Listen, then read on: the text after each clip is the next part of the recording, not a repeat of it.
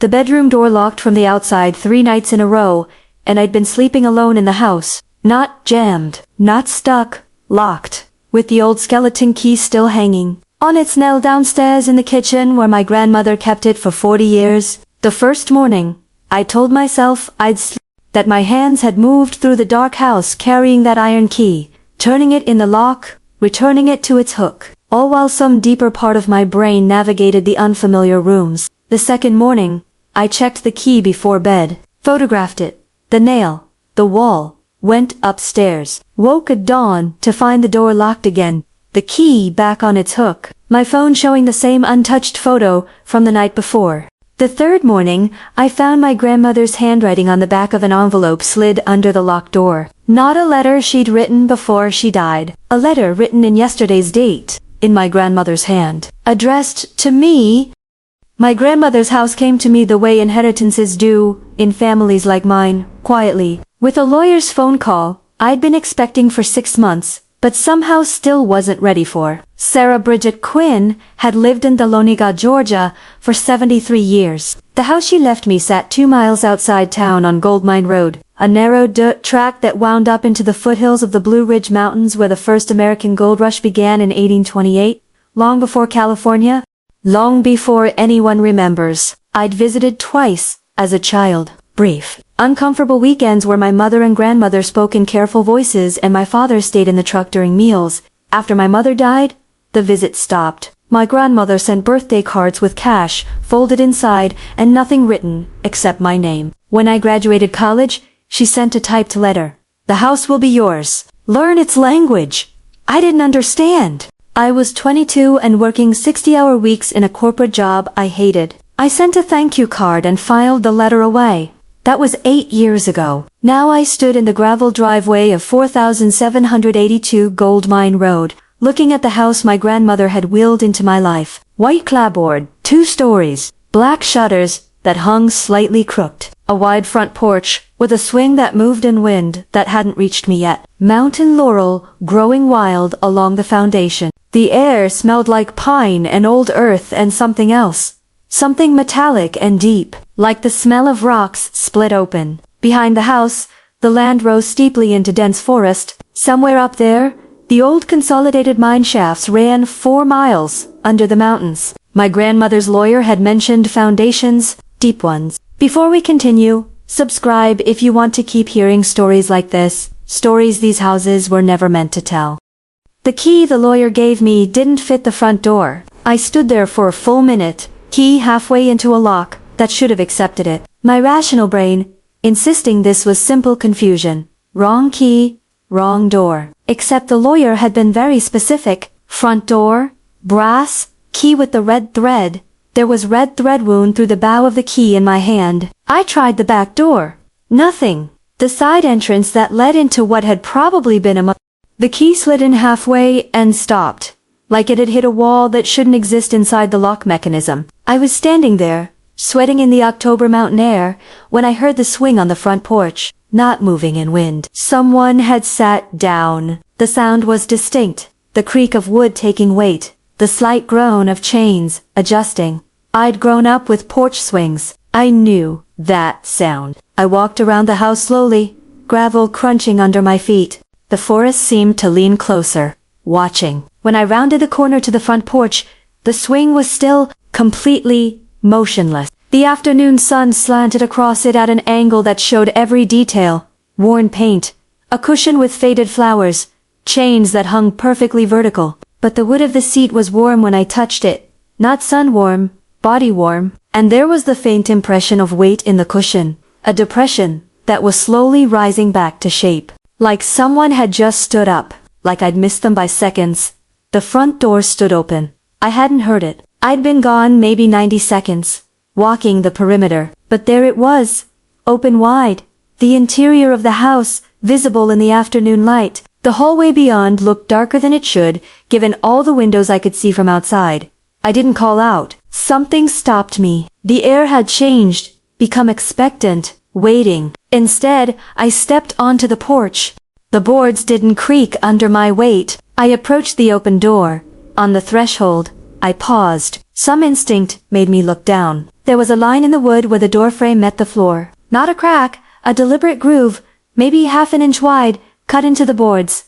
It ran the full width of the doorway. I knelt and touched it. The wood inside the groove was darker, stained with something that had soaked in deep. I stepped across it. The air inside hit me like a wall. Not cooler, not staler, different. Like the atmosphere inside the house existed at a slightly different pressure than the world outside.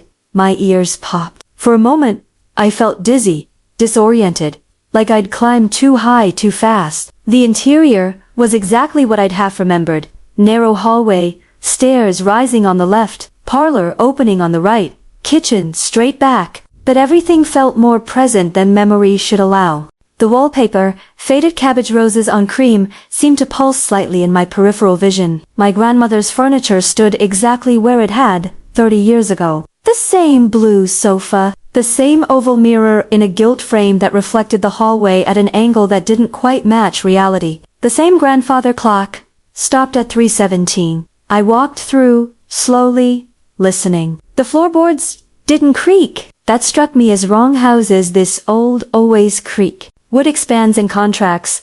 Nails work loose. But my footsteps produced a strange, muffled sound, like I was walking on ground that had learned to absorb noise. In the parlor, dust motes hung in the slanted light from the window. They moved in patterns that didn't follow the air currents. Spirals, geometric shapes. When I walked through them, they parted and reformed immediately, like they had intention. The furniture was arranged for conversation. Sofa facing two chairs, a coffee table between them with a book lying open. I approached the book. It was a journal, handwritten. The page dated 1987. My grandmother's writing. The house is restless today. It knows something is coming. I turned pages backward. Entries going back years, all describing the house, its moods, its reactions to weather, to visitors, to time itself. I found an entry from 1973. I understand now what Mother meant. The house doesn't haunt. It remembers, and it needs someone to remember with it. In the kitchen, the skeleton key hung on its nail beside the back door. The nail was old iron, hand-forged, driven into wood that looked original to the house. I pulled out my phone, photographed it. The image came out slightly blurred, which didn't make sense because my hands were steady and the light was good. When I looked at the photo, the key seemed to be in a slightly different position than when I'd taken it. A trick of focus, probably compression artifacts. I opened drawers, cabinets. Everything was organized with obsessive precision. Spices alphabetized, dishes stacked by size, silverware sorted not just by type but by pattern. In one drawer, I found dozens of rubber bands, all exactly the same size, wound together in a perfect sphere. The refrigerator hummed, but held nothing except a half-full bottle of water and a covered dish.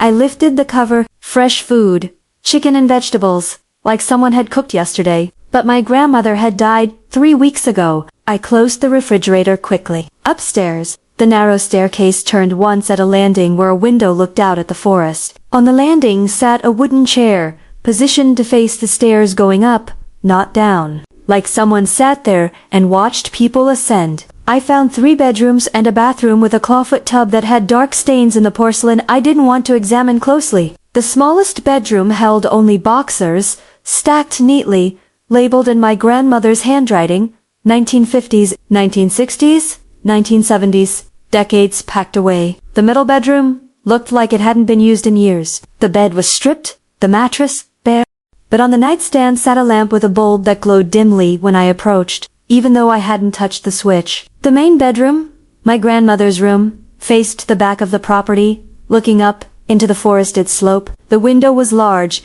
and through it, I could see the mountain rising sharply, trees so dense they looked black in the afternoon shadow. The bed was made with military precision. Hospital corners, pillows, arranged symmetrically. The closet still held her clothes, smelling of lavender and old wool and something else, that metallic, deep earth smell from outside. On the nightstand sat a glass of water, and when I touched it, the water moved like it had just been set down, ripples spreading from a center point that hadn't been disturbed. I turned sharply. No one there. But hanging on the back of the door was a robe I hadn't noticed. dark blue, terry cloth, and in the robe's pocket I found a folded note in my grandmother's handwriting. Don't sleep in this room. The handwriting wasn't shaky. My grandmother had been 86 when she died, her hand steady until the end, according to the lawyer. This writing looked firm, recent. The ink was blue. From a pen I recognized, she'd used the same kind all her life, ordered in bulk from a company that probably didn't exist anymore. I checked my phone, 4:47 p.m. Outside, the light was beginning to fail. The mountains cast long shadows. I needed to make a decision. Drive 2 hours back to Atlanta tonight, or stay. I looked at the note again. Don't sleep in this room. Not this was my room. Not I prefer you didn't. A warning. Clear and direct. I chose the smaller bedroom at the front of the house. It had a single bed with a metal frame, a dresser with a mirror that reflected the window, and a window that looked down at my car in the driveway. The room was spare, almost monastic. One decoration, a cross-stitch sampler on the wall that read "The Lord watches over." I brought in my overnight bag, changed the sheets I'd brought from home. As I tucked the corners, I noticed the mattress was newer than everything else. Recent purchase. Like my grandmother had prepared this room specifically for a guest who hadn't visited in decades. I went downstairs to make coffee from the supplies I'd packed. The kitchen had power, the lights worked, the refrigerator hummed, but the stove was a wood-burning range from the 1940s, black iron with chrome details, and I didn't know how to operate it. I settled for cold food. I ate a sandwich, standing at the kitchen sink, looking out the window at the forest. The trees were absolutely still. No wind, no birds, just the mountains, and the growing dark, and the sense that something was watching from the tree. The house made no noise at all as I moved through it. Old houses make noise. Thermal contraction, shifting foundations, wind pressure, settling beams. I'd lived in enough apartments and rentals to know the particular language of aging structures. Every building talks to itself. This house was silent. I washed my dish. The water from the tap was so cold it hurt my hands, like it was coming from deep underground. I dried the dish and put it away exactly where I'd found it. Some instinct told me to leave things as they were. At 8:30 p.m., I brushed my teeth using that same ice-cold water. I climbed into the single bed in the front bedroom. The sheets smelled like detergent and lavender, like they'd been washed recently. Through the window, I could see the first stars emerging over the mountain ridge. The night was clear. No moon yet. I didn't lock the bedroom door. There was no lock, just a handle and a latch. I lay there reading on my phone, emails from work, messages from friends asking how the inheritance was going. I sent back neutral responses. House is intact. Lots to go through. We'll update soon. I set my phone on the nightstand, face down so the light wouldn't disturb me. The room fell into darkness so complete I couldn't see my hand in front of my face. At 3:17 a.m., something woke me. Not a sound, but a change in the air pressure, like the house had taken a breath. A deep, slow inhalation that made the walls contract slightly. I lay there in the dark, listening. Footsteps in the hallway. Slow, deliberate, moving toward my room. The floorboards that had made no noise under my weight now creaked with each step. Not like someone trying to be quiet, like someone who knew I was listening and wanted me to know they were coming. The footsteps stopped outside my door. The handle turned. Slowly, the latch lifted with a small click. I should have been terrified. Some part of my brain was screaming that this was wrong. Impossible. Get out. But a larger part, the part that had driven 2 hours to this house, that had stepped through a door that opened by itself, that had felt my ears pop when I crossed the threshold, that part was utterly calm, waiting. The door didn't open. The handle turned back to its original position. The latch clicked down. The footsteps retreated, went downstairs. I heard them move through the first floor, through the hallway, into the kitchen, stopping where the skeleton key hung. The sound of metal on metal, the key being lifted from its nail. Then silence so complete it felt solid. I didn't get up. I lay there until morning. Light started to gray the window, my eyes open, watching the door. At 7 a.m., I went downstairs. The skeleton key was gone from its nail. The outline of where it had hung was visible in the slightly darker wood behind it. Decades of protection from light, creating a shadow of its former presence. I found it upstairs, on the floor, outside my bedroom door. Placed there, not dropped. Placed.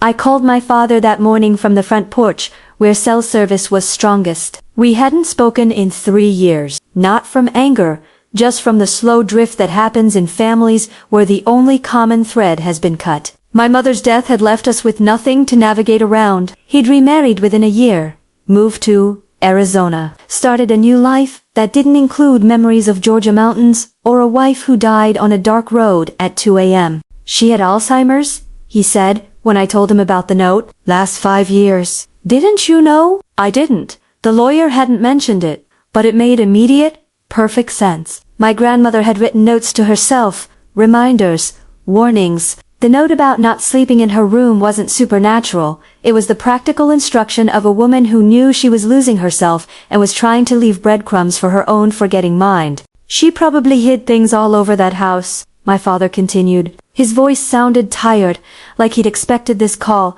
and had been rehearsing his answers. Notes? Keys? God knows what else. Found them in weird places. Used to freak out the home health aide. Thought someone was breaking in. Thought dead people were visiting. The disease does that. Makes you lose the boundary between memory and reality. I thought about the glass of water, still moving. What about the house opening by itself? I asked. The door, old latch. Needs replacing. Wind comes up those mountain draws, catches the door if it's not fully closed. I told her to fix it 20 years ago. He paused. Your mother hated that about the place. Said it felt like the house was always trying to let something in. My mother. He never talked about her. What do you mean? I asked. She had experiences there. As a kid, teenager, said she heard things, saw things. Your grandmother told her it was just the house settling, just her imagination. But it spooked her bad enough that she wouldn't spend a night there after she turned 16. Did she ever say what she saw? No. And I didn't. Some things you let people keep to themselves. His voice shifted, became more businesslike. Look, the house is old. It's isolated. It's full of your grandmother's stuff, from 70 years of living there. Your mind plays tricks in places like that, especially when you're dealing with grief and inheritance, stress. It fit. Everything fit. The warm swing seat, thermal retention from afternoon sun, the water in the glass. I'd probably disturbed it when I walked into the room, sent vibrations through the floor. The blurred photo, camera shake I hadn't noticed. The footsteps. Old houses expand and contract, wood moves, pipes, knock. Especially at night when temperature drops and materials adjust. The key moving from downstairs to upstairs while I slept. You sleepwalked, my father said when I hesitated. Your mother used to sleepwalk in that house. Genetic? Stress? Trigger. You just inherited a house from a grandmother you barely knew. You're sleeping in an unfamiliar place makes perfect sense. You'd have parasomnia episodes. Medical term? Rational explanation. The clock stopped at 3:17, I said. I woke up at 3:17. Coincidence. Or you saw the clock unconsciously when you arrived, and your brain incorporated it into your sleep cycle. Happens all the time. There's actual research on this environmental cues affecting REM pattern. I wanted to believe him. It was so much easier than the alternative. Thanks, I said. I think I just needed to hear someone else say it's normal. It's normal, he confirmed. Old house, family history, isolation. Your brain is trying to process a lot. Give it a few days. The weirdness will fade once you get used to the place. We hung up. I sat on the porch swing. It was cool now, normal temperature, and looked at the mountains. Everything he'd said made sense. I had a graduate degree. I understood how the brain worked, how trauma and stress could create experiences that felt real but weren't. I decided to spend the next 2 days cataloging the house. The lawyer needed an inventory for the estate. It would give me structure, purpose, something to do besides listening for footsteps that were just settling wood. I went through every room systematically, photographing and listing. I found things that supported my father's explanation in the bathroom cabinet. 4 bottles of the same prescription medication for Alzheimer's, dates spanning the last 2 years. In the kitchen, a wall calendar from 2019, still turned to March, with notes written in increasingly shaky handwriting. Tuesday, Dr. Friday, Aide Coombs don't forget, lock the stove, in the parlor, a basket full of notes, all in my grandmother's hand, all reminders to herself. Keys go on the hook, lock front door at night, check stove before bed, Emily is coming, Don't frighten her. That last one stopped me. Emily is coming. Written months ago, before she died. Before I even knew about the inheritance, but she'd known the house would go to me. She'd probably written notes, in preparation, trying to remember that her granddaughter would arrive eventually, leaving reminders for herself not to be confused when I showed up. I kept cataloging. I found 37 notes in total, scattered through the house. Most were mundane grocery lists, medication schedules, appointments, but some were stranger. He's still waiting. Don't open the basement after dark. The house remembers, even when I don't. Counts the stairs. Always count the stairs. I counted the stairs. 13 up to the landing. 13 more to the second floor. 26 total. Nothing unusual there. In my grandmother's bedroom closet, behind the hanging clothes, I found a locked metal box. It was maybe 18 inches square, painted gray, heavy. When I shook it, something inside rattled. Not one thing, multiple objects. I searched for a key, couldn't find one. The lock was old, simple. I could probably force it open, but something stopped me. The box had been hidden deliberately, pushed to the back of the closet, covered with an old blanket. My grandmother had wanted it concealed. I left it there and continued my inventory. In the basement, I found the door under the stairs, after searching for an hour. It was narrow, painted the same color as the wall. Easy to miss. I stood there with my hand on the knob for a long time before opening it. The door swung inward, revealing stone steps, leading down into darkness. I flipped the light switch beside the door. Nothing happened. Bulb probably burned out decades ago. I pulled out my phone, used the flashlight. The stairs descended maybe 15 feet before opening into a larger space. I could see rough stone walls, a dirt floor, old wooden shelving. At the bottom of the stairs, the air that came up was warm. Not musty warm, not decay warm. Body warm, like breath. I went down 3 steps, stopped. My father's voice in my head. Thermal mass. Stone retains heat from summer. Basement temperatures regulate differently than above-ground spaces. But it was October. We'd had cold nights for weeks. I stood there on the 3rd step, phone light cutting through the dark, and listened. Something was down there. Not moving, just present. The way you can feel someone in a room before you see them. I backed up the stairs, closed the door, went back to the kitchen. That night, I locked myself in the front bedroom. I pushed the dresser against the door, not because there was no lock, but because I needed the physical barrier. I needed something I controlled. I fell asleep, reading my grandmother's notes, trying to find a pattern, trying to organize them by date, by subject, by anything that would make them make sense. When I woke, someone was sitting on the edge of my bed.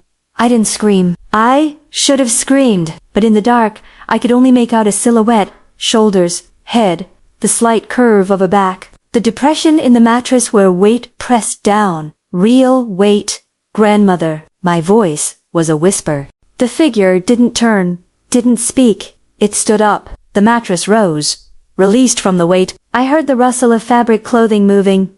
It walked to the door. I heard the dresser scraping as it moved aside, not pushed with effort, not shoved, moved, lifted, and gently placed to the side, like it weighed nothing. The door opened. The figure went into the hallway. I grabbed my phone, turned on the flashlight, followed. The hallway was empty. But my grandmother's bedroom door stood open. I'd closed it. I was certain I'd closed it, and someone was moving around inside. I heard the distinct sound of drawers opening, objects being moved, the soft rustling of papers. I approached slowly, phone light shaking in my hand despite my efforts to steady it. The room was empty, but the closet stood open, my grandmother's clothes swaying like someone had just walked through them, the hangers still clicking against each other.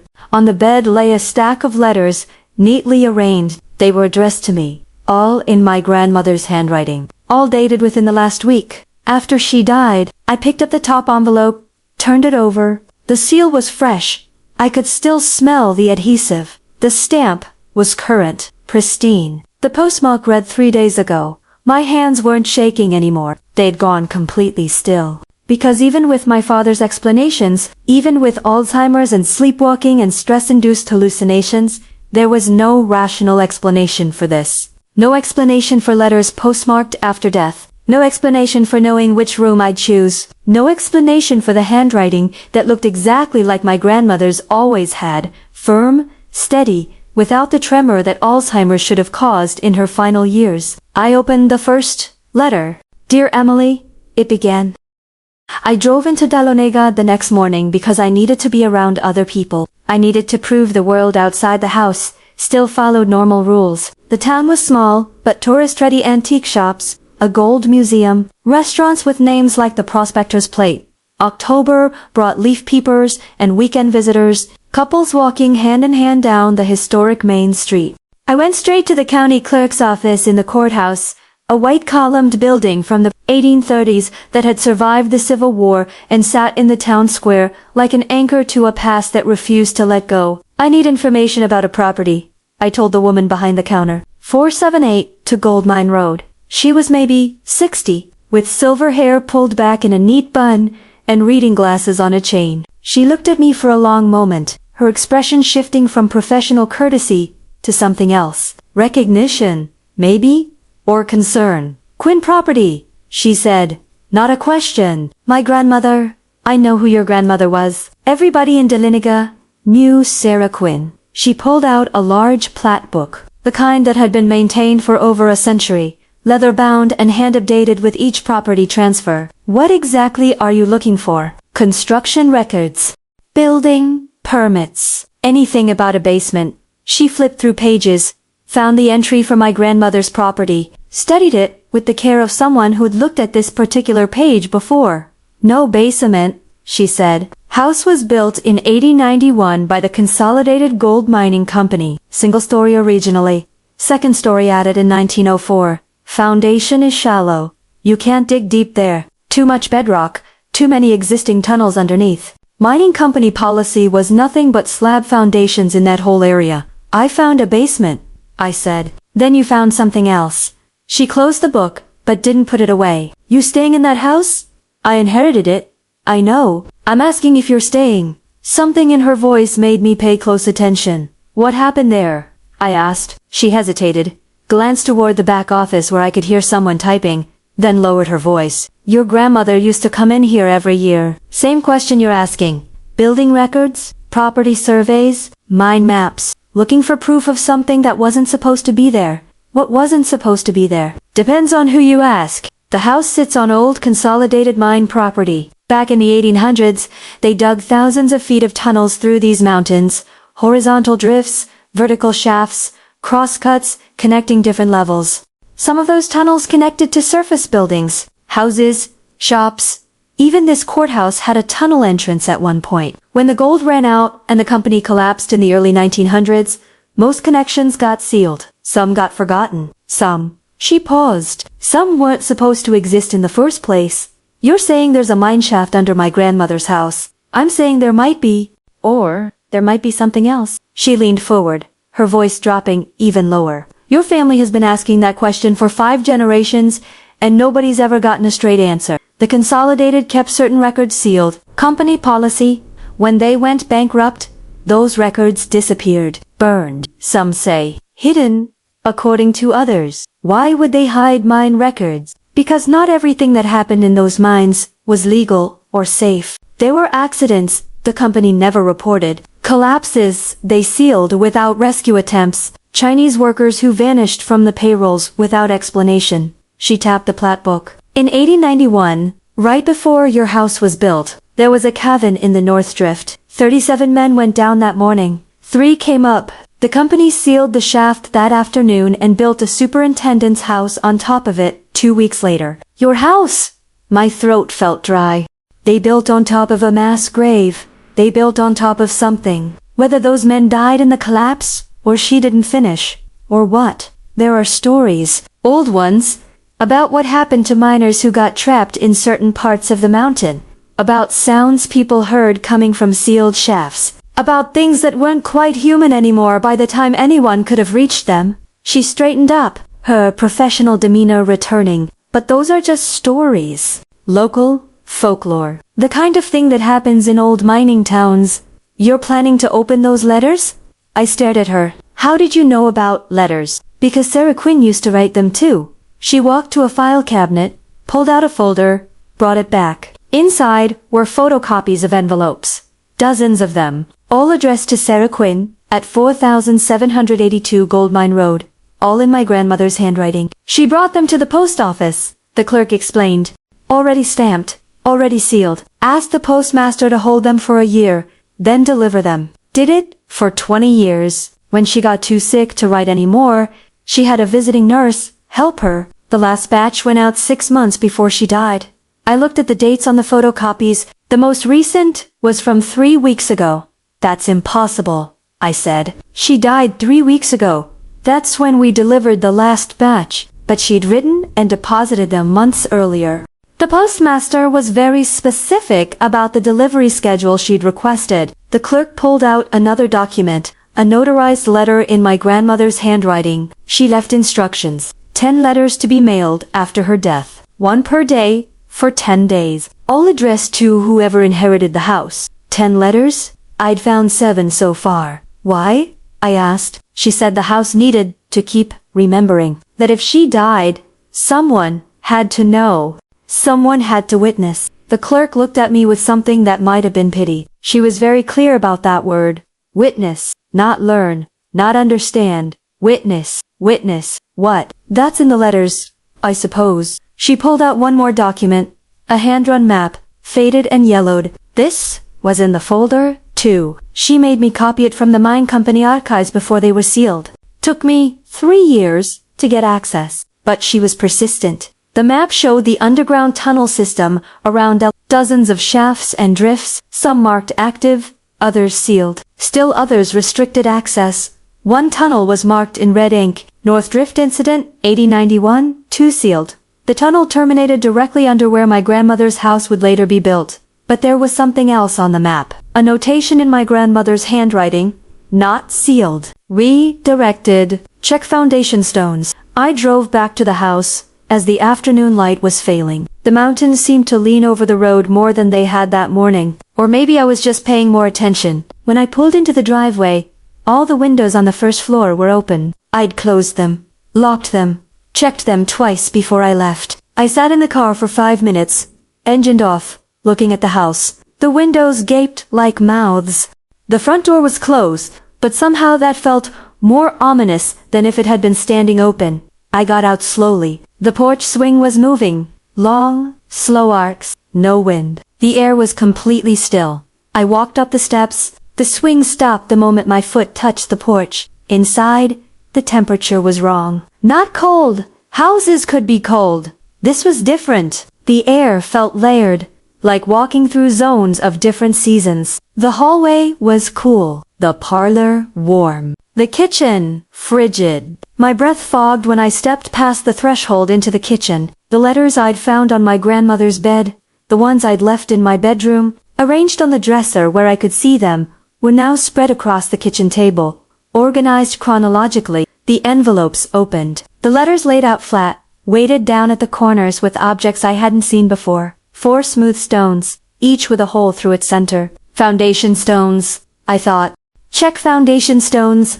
I picked one up. It was cold, heavy, darker than it should be. The hole wasn't drilled. It was natural, water-worn, ancient. On one side was a mark, carved deep, a symbol that looked like a cross, with extra lines, like something from before Christianity adapted existing symbols for new purposes. I went to the basement door. It was open. The warm air rose up the stairs, carrying that metallic, deep earth smell. But now there was something else mixed in, something organic, not decay, not quite, more like growth, like things that lived without light. At the bottom of the visible stairs, a light was on. Electric light, where I'd found only darkness before, and I could hear movement down there. Not footsteps, something else. A shifting, a settling. The house was breathing again, deep, slow breaths that made the walls contract and expand. I realized I'd been wrong about everything. This wasn't my grandmother's haunting. This wasn't Alzheimer's or grief or stress-induced hallucination. This was the house teaching me its language, showing me what it was, what it had always been. And now that I understood that, now that I'd stopped trying to explain it away, now the house could show me what it was protecting, or what was protecting it. I started down the stairs into the basement, into the warmth, into the breathing dark. Because the house had been patient with me? It had given me time to adjust, to question, to rationalize. But we were past that now. The letters had made that clear. All 7 of them, laid out on the kitchen table. Each one explaining a piece of what I needed to know. The 8th letter would be delivered tomorrow. 3 more after that. 10 days. 10 letters. 10 pieces of the truth. I had 3 more days to decide if I was ready for what came after the last letter. The house had already decided for me. If you're still listening, you're already part of this house. I climbed down that ladder because the house had been pulling me toward this moment since I first tried the key in the lock. Every door that opened by itself, every footstep in the hallway, every letter appearing in handwriting that shouldn't exist. The house wasn't haunting me. It was teaching me. The rungs of the ladder were iron, old but solid, bolted deep into the stone. Each step down took me further from natural light, further into the warm breath rising from below. The walls around me changed as I descended from rough-cut stone to something smoother, more deliberate. I could see tool marks, the systematic work of hands that had carved this passage more than a century ago. The light at the bottom came from electric bulbs strung along a tunnel that extended into the mountain. Not modern LED bulbs, old incandescent ones, the kind that buzzed slightly and gave off yellow light that made shadows seem alive. The tunnel was maybe 6 feet high, forcing me to duck slightly. The walls were shored up with timbers that looked recently replaced, the wood still holding the smell of fresh pine. Someone had been maintaining this place. 20 feet in, the tunnel opened into a larger chamber. My grandmother sat at a table. Not a ghost. Not a vision. Not some translucent apparition or shimmering memory. My grandmother, Sarah Bridget Quinn, in the flesh, wearing the same blue cardigan I remembered from childhood visits 30 years ago. Her white hair pulled back in the same neat bun, her hands folded on the table in front of her, just the way they always had been when she sat down to think. "You came down," she said. Her voice was exactly as I remembered, steady, clear, with that faint trace of an accent, Irish filtered through 7 decades of Georgia, that she'd never quite lost. I couldn't speak. My brain was trying to process what my eyes were seeing and failing completely. "I've been waiting for you to come down. The house knew you would. Your family. We always come down eventually." She smiled, and it was her smile, the one I'd seen in old photographs, the one my mother had described when talking about her own childhood. "Sit.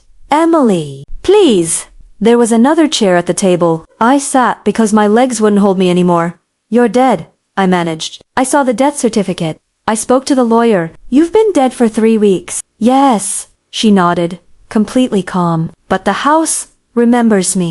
And down here, in this place, the house is stronger than death." She stood up, and I watched her move. Fluid, natural, no ethereal quality, no transparency. If I'd passed her on a street in town, I would have thought she was alive. "This is where it happened," she said, gesturing to the chamber. We were in a space maybe 20 feet square, carved from solid rock. The ceiling was lower than the tunnel, maybe 7 feet, supported by thick timber beams. Shelves lined one wall, holding supplies, canned food, water bottles, batteries, notebooks. A cot stood in one corner, a small propane heater in another. Someone had lived here, or was living here still.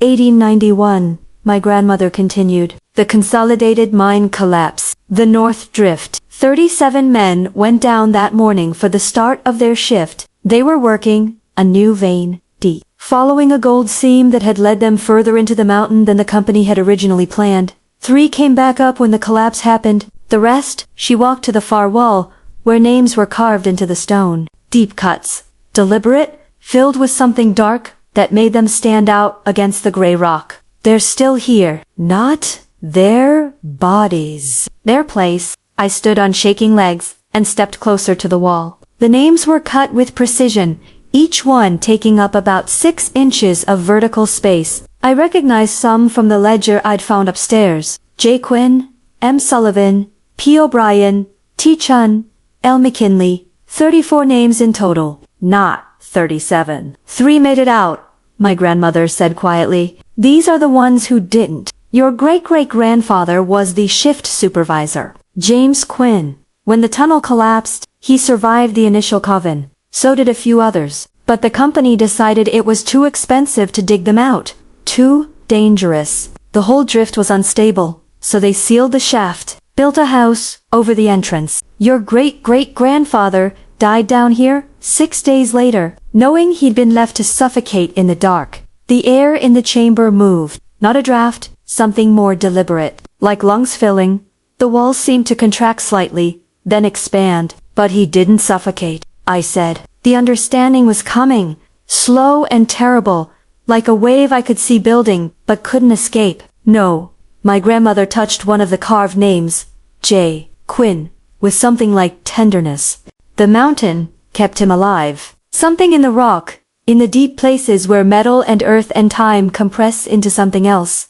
It preserved them, changed them. They didn't die, Emily. They became something that could survive down here without light, without air, without anything that living things need. And the house grew around them, or was built around them. The boundary isn't clear anymore. She turned to face me. Margaretto Queen, your great-great-grandmother, she realized her husband wasn't dead. She could hear him, feel him. The house communicated his presence to her, so she came down. Unsealed the entrance the company had closed. Found him and the others down here, changed but aware. And she made a choice. She stayed, I whispered. She witnessed. That's what the house needed. Someone to acknowledge what had happened. Someone to remember that these men existed, that they died unjustly, that the company sealed them in to avoid scandal and expense. She couldn't save them, but she could make sure they weren't forgotten. My grandmother walked to the table, picked up an old photograph in a tarnished frame. She handed it to me. The photo showed a woman in Victorian clothing standing in front of my grandmother's house. Behind her, barely visible, a man stood in one of the upper windows. Margaret, my grandmother said, Taekuin, 1892 year after the collapse. The man in the window is James, or what he'd become by then. The house allowed him to exist in the structure itself, to move through it, to be present without being seen. As long as she was here, as long as she witnessed. How long did she stay? 42 years? Until her own death in 1933. Then her daughter came down. My grandmother, she stayed until 1971. Then, my mother, then me. She looked at me with eyes that held too much knowledge, too much time. The house has been holding them for 133 years, holding the shape of what they became. And someone from our family has been here, in this chamber, witnessing that holding, making sure it doesn't fail. What happens if it fails? They come up. She said it simply, like stating a fact about weather. Everything they became in the dark. Everything the mountain made them into. They're hungry, Emily. Not for food, for light, for air, for living flesh, for everything they lost. The house holds them back, but only if someone is here to anchor the house's will. Only if someone remembers why they have to stay down. She pointed to a darker section of the chamber, beyond the range of the electric lights. I hadn't noticed it before. A wall, but not solid. More like a barrier made of air that had thickened, hardened into something nearly visible. Shapes moved beyond it. Human-shaped, but wrong. Proportions distorted. Too many joints? Limbs that bent in directions limbs shouldn't bend. One of them pressed against the barrier. I saw a face, if it could still be called that. Features stretched and twisted. Mouth open in a silent scream that had been going for more than a century. Eyes that were all pupil, all darkness, all hunger. Your great-great-grandfather, my grandmother said softly. The mountain tried to save them, changed them into something that could survive without dying, but it made them into this. And if they get out, if the barrier fails, Dalanega won't survive the night. Maybe not the whole county. The chamber breathed again. The walls contracted. The shapes beyond the barrier pressed closer. How long? I asked. My voice was steady, which surprised me. How long do I have to stay? Until you die, or until you find someone else to take your place. But it has to be family. It has to be a Quinn. The house won't accept anyone else. The bond is too specific. Blood and witness and choice, all tangled together. I thought of my life in Atlanta. My apartment with its view of the skyline, my job at the consulting firm where I'd just made senior analysts, the man I'd been seeing for 6 months, David, who wanted to introduce me to his parents over Thanksgiving, plans I'd made, a future I'd assumed was mine to shape. A life that had seemed solid and real and permanent. What if I refuse? Then the house will take you anyway. Eventually. She sat back down at the table. It will pull at you, anywhere you go, any building you enter. You're marked now, Emily. Your family. You've been down to this chamber. You've seen what we protect. The house won't let that knowledge walk away. It can't. Too much depends on the witnessing. I spent that night trying to escape. I pulled on doors until my hands bled. I threw chairs at windows that wouldn't break. I screamed at the house to let me go. I called the police on my cell phone and got no signal. I called my father and heard only static. I called David and got a message that said the number was no longer in service, even though I'd talked to him just 3 days ago. The house held me the way it had held my grandmother, her mother, all the women before. At 3:17 a.m., exhausted and shaking, I sat on the kitchen floor with my back against the cabinets. The bedroom door upstairs opened. I heard it from where I sat, the distinct sound of wood moving on old hinges. Footsteps descended the stairs. Slow, patient. My grandmother appeared in the kitchen doorway. She looked exactly as she had in the chamber, but somehow more present, more solid. Like being in the house proper instead of below it made her more real. You can't fight it, she said quietly. I tried for 10 years. Lived in California, got married, had your mother, built a whole life thinking I'd escaped, but the house called me back. The pull gets stronger every year. The dreams get worse. You start seeing them in crowds, the men from below, their faces wrong, looking for you. You start hearing the house breathing at night no matter where you live. She sat down on the floor across from me, moved like an old woman with aching joints, and that detail somehow made everything worse. Because if she was just a ghost or a memory, she wouldn't hurt. But she did. She hurt the way living people hurt. There has to be another way, I said. There is. You go down. You take the place. And the house stops hunting you. It protects you instead. Keeps you whole. She looked at me with something like compassion. My body is in a grave in town. Emily, I had a funeral. Your father was there, I think. But I'm here. I'm still here. Aware. Thinking. Remembering. That's better than what most people get. That's better than real death. It's still death. It's transformation. She leaned her head back against the cabinet. Your mother knew. I told her when she was 16. Brought her down to the chamber. Showed her the names on the wall. Explained what the house needed. She ran. Swore she'd never come back. Married your father because he was going to California for work, as far from Georgia as she could get. As far from this house. She died in a car accident, I said. But even as I said it, I remembered the details. The odd details. How she'd been driving alone at 2 a.m. on a mountain road, nowhere near our house. How my father said she'd been having nightmares for weeks. How she'd seemed distracted, frightened, checking over her shoulder. She died running, my grandmother said softly. The house was calling. She was 33. Same age I was when I came down. Same age my mother was. Same age Margaret was. There's a pattern to it. A rhythm. The house knows when you're ready, and it starts pulling. Your mother felt it beginning. She was trying to outrun it, going 90 miles an hour on Highway 19 at 2 in the morning. The cruelty of it hit me like a physical blow. The choice that wasn't a choice. The inheritance that was a trap set generations ago. Why us?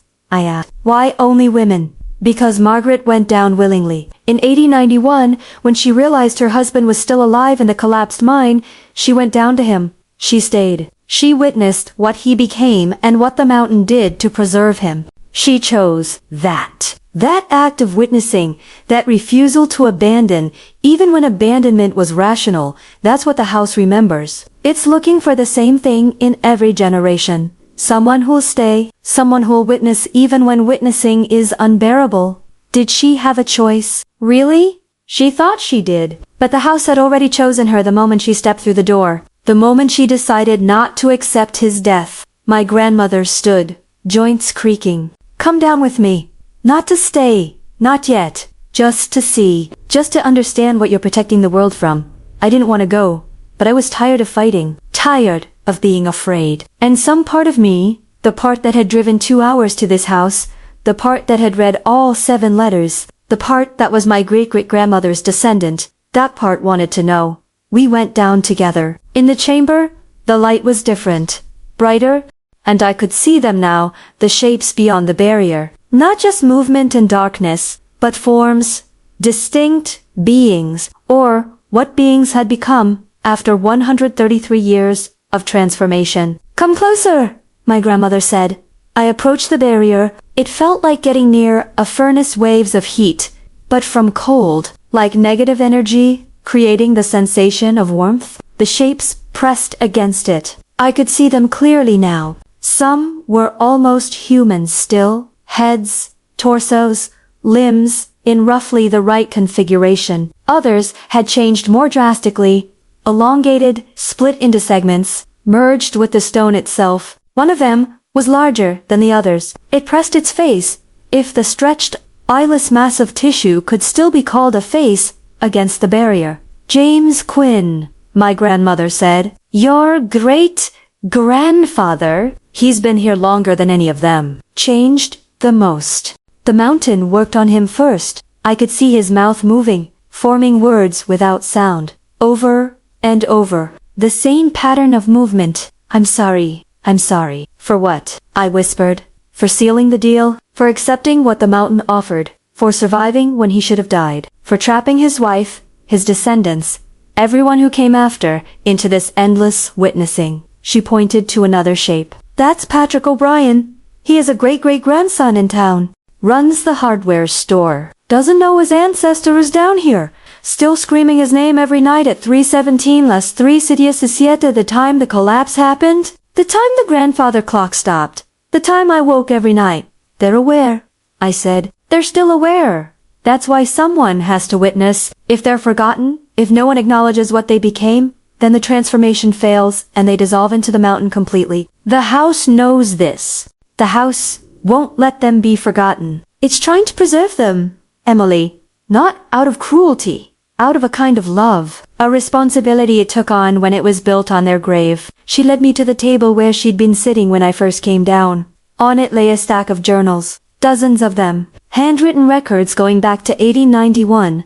Every woman who stayed down here kept a record. Margaret started it, documented what she saw, what they became, how the barrier worked, what kept them contained. Every generation added to it. She opened the most recent one, her own handwriting. Entries dated up until 2 weeks before her death. "The house isn't evil," I read aloud from one of her final entries. "It's trying to solve a problem it didn't create. Something went wrong in 1891, and the house grew around that wound, trying to contain it, trying to heal it. We're part of that healing. The witnesses, the ones who keep the wound from breaking open." I flipped back through the journals, found Margaret's first entry, dated May 15th, 1891. 2 months after the collapse, I have seen what James became. I have seen all of them. The mountain saved them, but made them hungry. They plead to come up. They promise they won't hurt anyone, but their eyes, there is nothing human left in their eyes. Only hunger, only need. I will stay. I will watch. God forgive me. I will make sure they never surface. I closed the journal. My hands were shaking. "What happens if I refuse?" I asked, one more time. "What happens if I find a way out and never come back?" My grandmother walked to the barrier, placed her hand against it. The shapes on the other side surged forward, reaching for her. "Then the house will fade. I've been holding the barrier for 53 years, but I'm fading. Memory isn't the same as present. The house needs living witness, someone fully real, fully present, to maintain the boundary. Without that," she pulled her hand back, "the barrier will fail. Maybe not tonight, maybe not this year, but eventually, and when it does, they'll come up. All of them, changed and hungry and looking for everything they lost." "How many people live in Dahlonega now?" I asked. "About 7,000. I thought about the town square, the antique shops, the gold museum, the couple I'd seen walking hand in hand, the clerk at the county office who'd helped me. 7,000 people going about their lives, not knowing what lived beneath the mountain, what waited in the dark, what wanted to feed. And if I stay?" I asked. "If I take your place, then you become part of the house's memory, part of its purpose. You'll exist the way I exist now, held between life and death, aware but not quite present. The house will protect you, keep you from true death. Let you witness for as long as the barrier needs holding." "How long is that?" "Forever. Probably. Or until the last of them dissolves into the mountain completely. That could take centuries. Millennia. The mountain's time doesn't work like ours. I looked at the journals again. At the wall of names. At the shapes beyond the barrier. At my great-great-grandfather, still mouthing his apology. I need to think, I said. You have 3 more days. 3 more letters. The last one will come on the 10th day. My grandmother's form flickered slightly, like a candle in wind. After that, the house decides for you. Better to choose yourself. Better to make peace with what you are before the choice is taken away. I climbed back up to the house. The front door opened easily when I touched it. I walked to my car. The engine started. The driveway gate swung open without me touching it. The house was letting me go. I could drive away right now. I could be in Atlanta in 2 hours. I could pack my apartment, catch a flight to anywhere, disappear. But I knew I wouldn't, because I'd seen the shapes. I'd read the journals. I'd understood what 7,000 people didn't know. And I was a Quinn.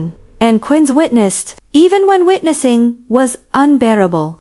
I didn't go down to the chamber the next day, or the day after that. I stayed in the house, but I lived in the upper rooms, as far from the basement as I could get. The 8th letter arrived as promised, slid under the front door while I was upstairs. Then the 9th. I didn't read them immediately. I knew what they would say. On the morning of the 10th day, I woke at dawn to find all 10 letters arranged on the kitchen table in chronological order. The final one, letter 10, sat on top, still sealed. I made coffee using cold water and instant grounds. I sat at the table.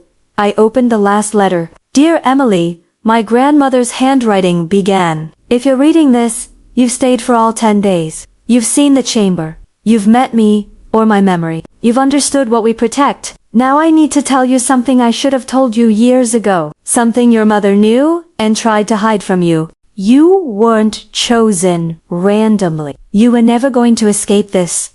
The house didn't mark you when you crossed the threshold. It marked you the day you were born. Because you were born on March 15th, 1991. Exactly 100 years after Margaret Quinn went down to the chamber for the first time. The house has been waiting for you, preparing you. This was always your place to fill. I'm sorry. Margaret was sorry. Every woman before us was sorry. But we understood that some burdens are inherited before we have words to refuse them. My hands were completely steady as I set down the letter. March 15th, 1991. My birthday. The exact centennial of Margaret's descent. I walked through the house slowly, seeing it differently now. The furniture arranged exactly as it had been for 133 years. The photographs on the walls showing generation after generation of Quinn women, all with the same set to their shoulders, the same look in their eyes, the knowledge they carried, the burden they accepted. I found my grandmother's journals, not the ones from the chamber, but personal ones from her room. I flipped through them until I found entries from 1991. Emily was born today. I felt the house shift when she came into the world. The foundation settled differently. The walls breathed easier. It knows she's here. It knows she's the one. I wanted to warn Sarah, her mother, but what would I say? Your daughter is marked. Your daughter will end up in this chamber the way I did, the way my mother did, the way Margaret did. I said nothing. I let Sarah have her joy. Let Emily have her childhood. They both deserved that much. I closed the journal. I went down to the basement, down the ladder, into the chamber. My grandmother was waiting at the table, as I knew she would be. You read it, she said. I was born for this. Literally. I sat down across from her. The house didn't choose me when I arrived. It chose me before I existed. Yes. And my mother knew. That's why she ran. That's why she never brought me back here. She was trying to break the pattern. Trying to save me. She tried. We all try. My grandmother's expression held profound sadness, but the house is patient. It waited 30 years for you to come of age, to be ready, to be alone enough that the calling would work. I thought about my life, the choices I'd made that had seemed like my own, moving to Atlanta for work, even though I'd had better offers in other cities, staying single through my 20s, never quite connecting deeply enough to build roots elsewhere. My father's remarriage that had left me more isolated. The death of my last aunt 2 years ago. The slow winnowing away of family connections until I was the last Quinn of my generation. The house removing obstacles. The house preparing me. I could still leave, I said. I could get in my car right now and drive away. The house let me go 2 days ago? It did, because you had to choose. The house can compel, but compulsion breaks the witnessing. Margaret went down willingly. That's what matters. The choice, even if it's an illusion, has to feel real. Otherwise, the whole structure fails. So I'm trapped by the need to make a choice that's already been made for me. You're trapped by being who you are, by being born when you were born, by caring enough to stay and read the letters instead of running. That's not compulsion. That's character. She leaned forward. You can leave, Emily. You can spend the rest of your life running, feeling the pull, fighting the dreams, seeing their faces in crowds, or you can accept what you are and make it mean something. What could this possibly mean? Documentation, record, voice. She gestured to the journals. Every woman who came before us witnessed in silence, wrote in journals that no one would read, kept the secret because that's what the house demanded. But you're different. You have tools, we did cameras, recording equipment, the internet. You could make this mean something beyond endless watching. You could tell their story, document what happened here. Make sure the world knows what the Consolidated Mining Company did. Make sure James Quinn and Patrick O'Brien and the others are remembered as more than just shapes in the dark. I stared at her. This wasn't the resignation I'd expected. This was something else. The house won't like that, I said. The house will adapt. She stood. Because you're choosing this, not being chosen. That changes the terms. That gives you power here. The house needs a witness, but it doesn't specify what kind of witness. Margaret was silent, because she didn't know she could be anything else. You know better. I thought about the equipment in my car, the laptop I'd brought to work on the estate inventory, the high-quality camera on my phone, the cloud storage where I could upload files that would exist beyond this chamber, beyond this house. I'll stay, I said. But on my terms. I'll witness, I'll hold the barrier, but I'll also document. I'll tell the story, I'll make sure people know. The chamber shifted, the walls contracted sharply, then expanded. The house was listening, deciding. My grandmother smiled. You're more like Margaret than any of us. She didn't just stay because she loved James. She stayed because she was furious. Furious at the company for sealing them in. Furious at the world for forgetting. That fury kept her alive for 42 years. Kept her witnessing when witnessing became unbearable. She began to fade. Not disappearing, transforming. Her form blurred at the edges, spreading out, becoming part of the chamber walls, the air, the memory held in the stone itself. The house will remember me differently now, she said, her voice echoing from everywhere and nowhere. Not as the watcher who endured, as the one who prepared the way for change, as the one who found you and brought you here and gave you the choice that mattered. Then she was gone. I was alone in the chamber, alone with the shapes beyond the barrier and the weight of the mountain above and the knowledge that this was my place, had always been my place. Since March 15th, 1991, since before I had words to refuse it, I climbed back up to the house. The front door was still unlocked. I walked to my car, started the engine.